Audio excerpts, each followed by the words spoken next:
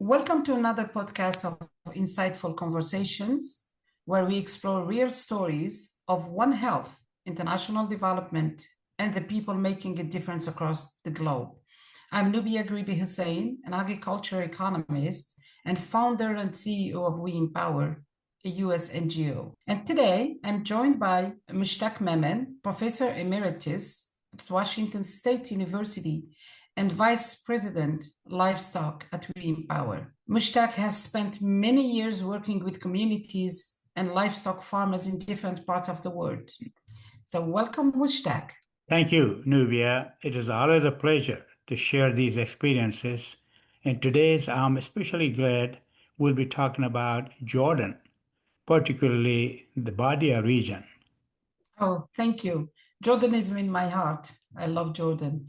So Jordan might not be the first place people think of when it comes to livestock farming, right? Can you describe the Badia region for us a little bit? Yes, the Badia is a semi-arid desert area in Jordan with very little rainfall. Grass doesn't grow naturally there, so traditional grazing isn't possible. Farmers, mostly sheep and goat herders, rely on government support like subsidized rations for their animals. The families, often called Bedouins, live in tents and maintain their flocks within their communities. Oh, I remember seeing that. That paints such a vivid picture.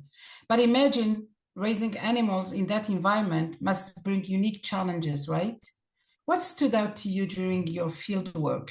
One striking challenge was vaccine and medication storage. Farmers often kept vaccines in tents without refrigeration. Many of the doses we found were expired. This not only meant wasted resources, but also reduced protection for the animals. So, part of our work involved providing education on proper storage and use of vaccines, something simple but essential for herd health. Hmm, how interesting. Okay, now tell me a little bit about breeding. How did the farmers select their breeding animals? Well, traditionally, male goats and sheep were chosen mostly based on appearance, or what we call phenotype. Handsome animals were assumed to be good breeders, but we know that's not always the best indicator of fertility. With my colleagues from the local university, we introduced the concept of breeding soundness examinations. Farmers attended while we evaluated males, checking semen quality, physical health, and overall reproductive potential. This helped them see how science can support traditional practices for better outcomes. Wow, that must have been such an eye-opener for the community, Mushtaq. How did you wrap up the project? Well, at the end, a workshop was organized to share our findings with the key stakeholders, farmers, local agriculture leaders, and officials from Jordan's livestock and agriculture ministries. We emphasized that supporting the Badia farmers isn't just about productivity, it is about resilience and sustainability. Protecting this fragile region requires a One Health approach where we look at the health of people, animals, and the environment as interconnected. Very, very important. Very important. The One Health approach is so crucial for all our projects today.